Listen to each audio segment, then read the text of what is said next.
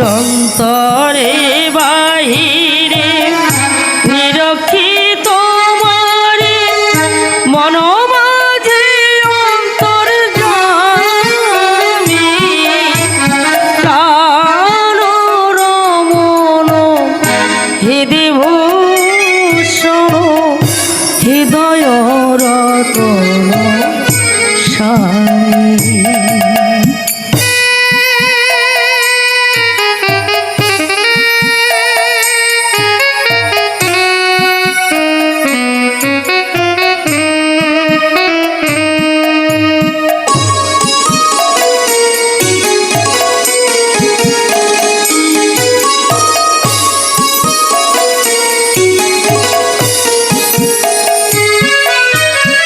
আখির নয়ন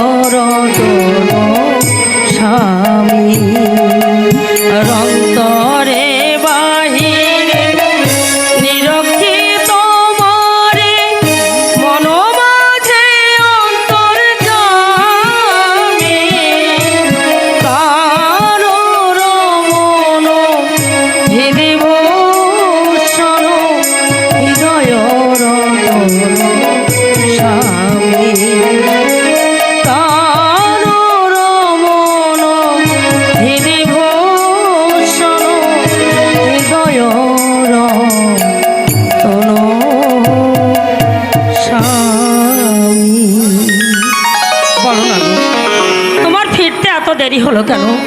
কোনো বিপদে পড়েছিলে নাকি? আরে পড়লেও তোমার মতো কল্যাণময়ী স্ত্রী যার ঘরে আর ধর্মচার একমাত্র ব্রত, বিপদ কি তাকে বেশিক্ষণ আটকে রাখতে পারে? স্বামী, শৈবা, ভগবানের লীলা খেলা আর দেবতাদের মতি গতি বোঝা বড় দায়। কি বলেছেন মহারাজ? ভগবানের লীলা খেলা আর ওই দেবতাদের মতি গতি বোঝা বড় দায়।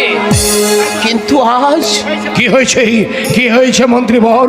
আজ আপনাকে বড় ক্লান্ত, বড় পরিশ্রান্ত বলে মনে হচ্ছে। সে কথা আমি আপনাকে বলতে পারবো না মহারাজ। সে কথা বলতে আমার কণ্ঠ যেন রুদ্ধ হয়ে আছে। কি এমন কথা যা বলতে আপনার কণ্ঠ রুদ্ধ হয়ে আছে? বলুন বলুন, নির্ভয়ে বলুন। মহারাজ, গত রাত্রে দুষ্কৃতিকারীরা ওই ভদ্রাকালীর মন্দির ভদ্রাকালীর মন্দির ধ্বংস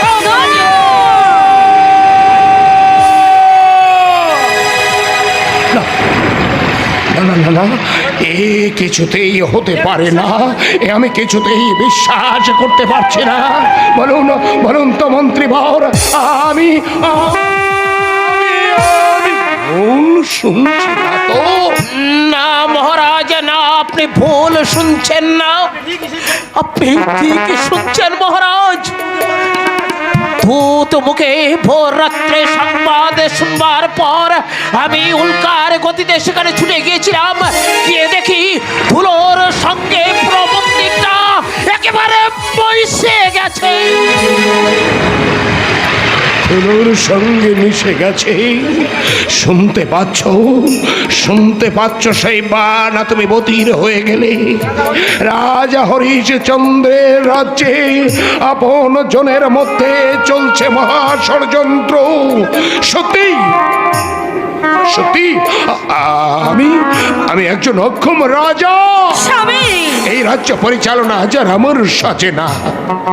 মহারাজ, দেখুন তো, একটিবার তাকিয়ে দেখুন তো রঘুদেব, পূর্বের সূর্য পশ্চিম দিকে ধাবিত হয়েছে কিনা, শরতের এই সকালে হাওয়া বইছে কিনা। মহারাজ, শৈবা, রাজ্য পরিচালনা আমার শেষ হয়ে গেছে। স্বামী, মনে হচ্ছে রাতের অন্ধকারে চোরের মতোই রাজ্যকে চিরবিদায় জানিয়ে আমি চোরের মতো পালিয়ে যাই। আপনি অতটা ভেঙে পড়বেন না মহারাজ। এই ভীরুতা, এই দুর্বলতা আপনার শোভা পায় না মহারাজ। প্রতিকার করো রাজা, তুমি প্রতিকার করো। চারিদিকে গুপ্তচর পাঠিয়ে দাও, যেভাবে হোক যেমন করে হোক শত্রুদের বন্দী করে তুমি মৃত্যুদণ্ডে দণ্ডিত করো। এই অযোধ্যা থেকে চিরতরে নিশ্চিহ্ন করে বুঝিয়ে দাও যে রাজা শুধু দয়ালু নয়, ন্যায়ের পথে পাথরের চেয়েও সে কঠিন। রানীমা, মহারাজ,